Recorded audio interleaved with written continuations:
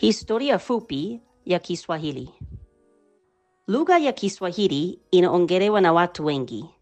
Pengine zaidi ya watu milioni 200 wanaongea Kiswahili. Lakini sio wote wanakiongea Kiswahili kama lugha yao ya kwanza. Wengine wanakiongea kama lugha ya pili au ya tatu.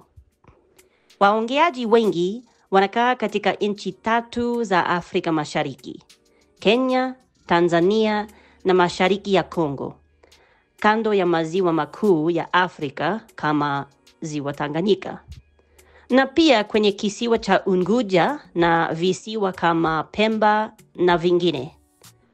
Waongeaji wengine wanaishi Burundi, Rwanda, Uganda, Sudan Kusini, Msumbiji Kaskazini, Zambia Kaskazini na sehemu chache za Malawi kama kando ya ziwa Malawi.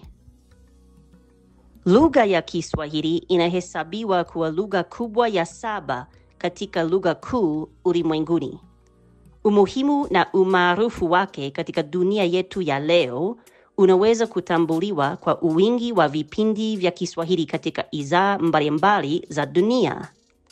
Vipindi hivi vinasikika kutoka Marekani na VOA Swahili, Uingereza na BBC Swahili, Ujerumani na DW Swahili, Australia na SBS Swahili, Japani na NHK Swahili, na nchi nyingine kama Urusi, Uchina, Uhindi, nchi za Arabuni na sehemu nyingi za bara la Afrika.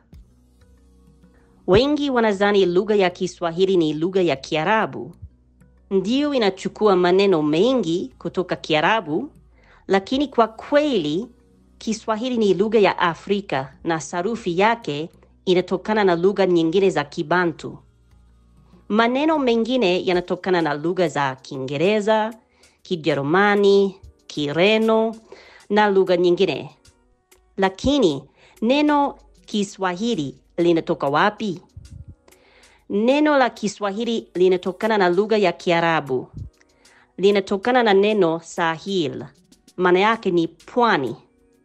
Wingi wa Sahil ni Al-Sawahil. Lakini kwa matamshi ya Kiswahili, watu wanalitamka Swahili au Sawahili. Na ki inabaki kuonyesha maana ya lugha ya. Hiyo ndiyo ni historia fupi ya lugha ya Kiswahili. Maswali. 1. Kiswahili kinaongelewa na watu wangapi duniani? 2. Kiswahili kinaongelewa katika nchi chache au nyingi? Kama nchi gani?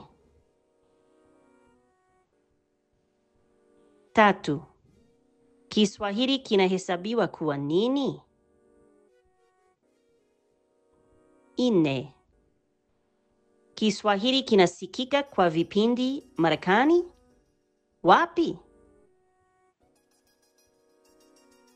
5. Kiswahili ni lugha ya Kiarabu au ya Kibantu? Na sarufi yake? 6. Unapenda kusikiliza Kiswahili wapi? Kivipi? 7. Unafikiri nini kuhusu ukuaji wa lugha ya Kiswahili? 8. Kwa namna gani tunaweza kushiriki au kusambaza Kiswahili na wengine?